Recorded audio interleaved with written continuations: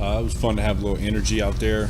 Having fans was a little bit different, especially for us. We haven't had fans since March, and I think we're just all glad to have something that's a little bit normal. So.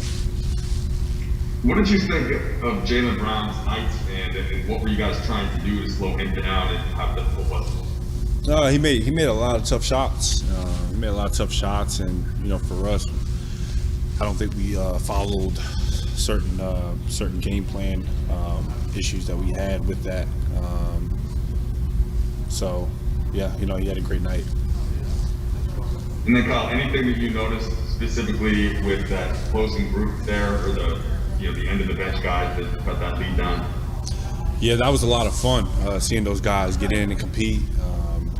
For latter of the game, most of us, didn't really play, that hard, and to see those guys come in and give effort, that was everything. We were all excited, and they almost pulled through.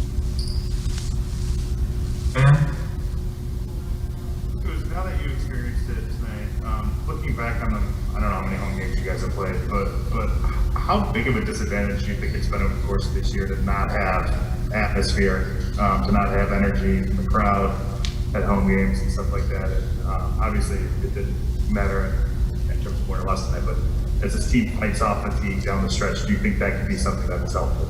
Yeah, for sure. Especially with us, we have a lot of guys that are, banged up. We've got a lot of guys that played a lot of minutes and a lot of guys that are out. So, having fans is really going to help us down the stretch. Figure out some energy.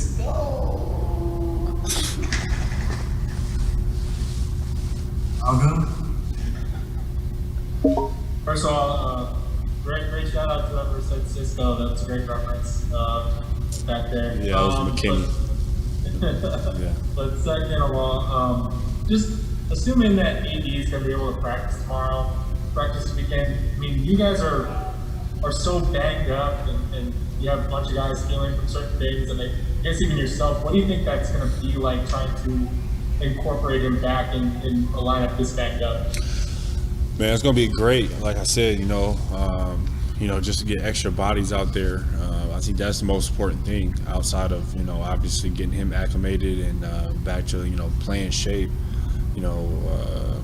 We've had a long stretch. A lot of guys been missing parts, players playing through stuff. So, we're excited to get him back and, hopefully get Keith back with his foot and drum too. So.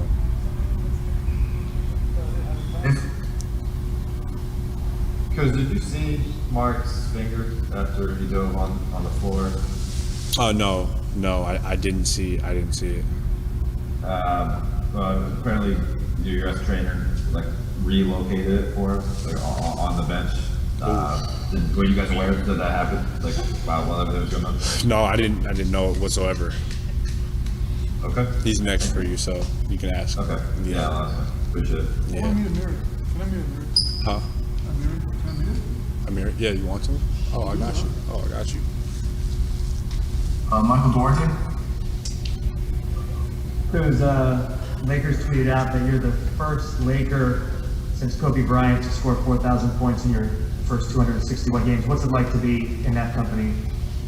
I mean, that's cool, but if I would have played a little bit better and probably would have won, I would have had more of a quote for you. So, I played like shit today. So, yeah, that's cool, but.